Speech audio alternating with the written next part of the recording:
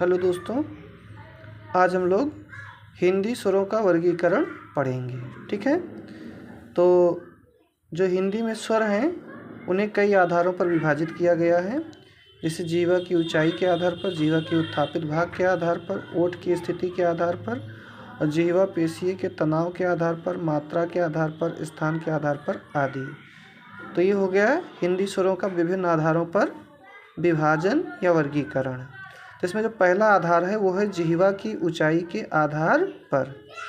तो जिह्वा की ऊंचाई के आधार पर स्वर को मुख्यतः 4 भागों में बांटा गया है: विवृत, संवृत, अर्धविवृत, अर्धसंवृत।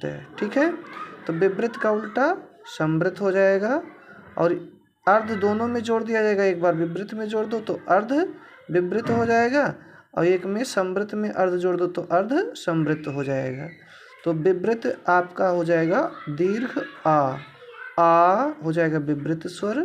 और अर्ध विवृत माने खुला हुआ। ठीक है। विवृत का अर्थ होता है खुला हुआ।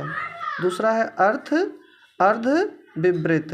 तो अर्ध माने आधा और विवृत माने खुला, यानी कि जब जीवा का ऊंचाई वाला भाग आधा खुला रहता है तो उसे अर्ध विवृत कहते हैं। जैसे ऐ और औ, ऐ और औ ये आपके क्या हो जाएंगे? अर्ध विवृत हो जाएंगे। फिर है अर्ध संवृत। तो अर्ध माने आधा, संवृत माने बंद, यानी कि जब जीवा की ऊंचाई का आधा भाग खुला बंद रहता है तब उसे ए और ओ, ये 2 स्वर होते हैं जिनके उच्चारण में जीवा की ऊंचाई का भाग आधा खुला रहता है, आधा बंद रहता है, अर्ध संवृत। ठीक है। और फिर है संवृत, तो यानी कि जब बंद रहता है, जैसे ई उ, ह्रस्व ई, दीर्घ ई, ह्रस्व उ, दीर्घ ई, दीर्घ उ, सॉरी। तो इस प्रकार से ये हो गया जिह्वा की ऊंचाई के आधार पर स्वरों का विभाजन। जैसे आ के बाद में ई उ री ली। ठीक है। तो विवृत और फिर संवृत। अब बाकी बाद में बचा क्या? ए ओ ऐ ओ।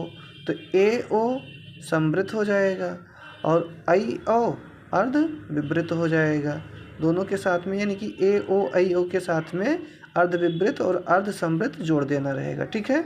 तो पहले आएगा आपका संवृत, अर्ध संवृत ए और ओ, और बाद में आ जाएगा अर्ध विवृत ऐ और औ। ठीक है। अ